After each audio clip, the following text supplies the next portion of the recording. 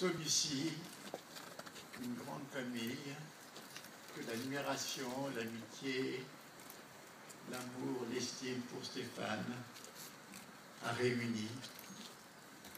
Et déjà ce matin, aux Invalides, on a rendu hommage à l'homme de la résistance, à l'homme, je dirais, de toutes les résistances qu'il a menées au cours de sa vie, à ce héros.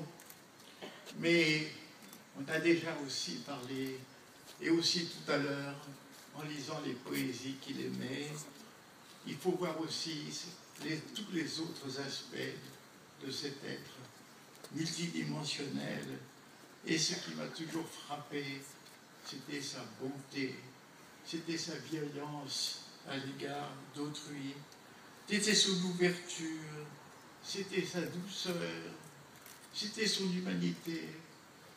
Et les malheureux qui ne comprennent pas que sa position de vérité pour la Palestine est due à son humanisme, à sa compassion, à sa bonté, cela est...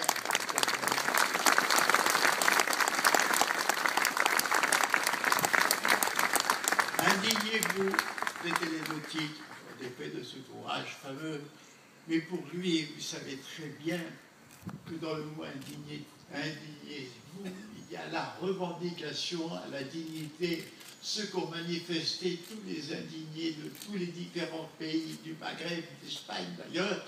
Ce n'était pas seulement des revendications matérielles, c'était reconnaître leur dignité et la dignité de tous les humains, et c'était ça le fondement de son humanisme universel. Mais ce que je voudrais surtout dire aujourd'hui, c'est montrer la relation profonde qu'il y a entre son sentiment de poésie, de l'émerveillement devant la vie, et sa résistance et sa révolte. En effet, Stéphane, on le voyait dans son regard, regardait tout avec douceur, amitié, compréhension, avec un sens de la beauté. S'il aimait tellement la poésie, les poésies qu'il récitait, qu'il faisait réciter, c'est parce qu'il avait le sens de ce qu'avaient bien compris les surréalistes, qui est la poésie de la vie, la poésie du vivre, qui est communion, fraternité, amitié et amour. C'était cette poésie qui le faisait vivre et qui le rendait capable de s'émerveiller.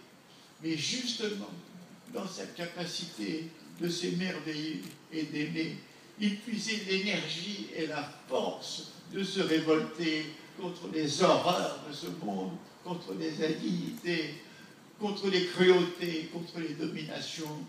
Et c'est ça, je pense, qui est le lien le plus extraordinaire dans sa nature. Le figé dans un personnage indigné est une vision unilatérale. Il faut voir aussi, justement, tout ce côté merveilleux d'humanité que nous pleurons aujourd'hui, parce qu'il fut rare, il fut exceptionnel.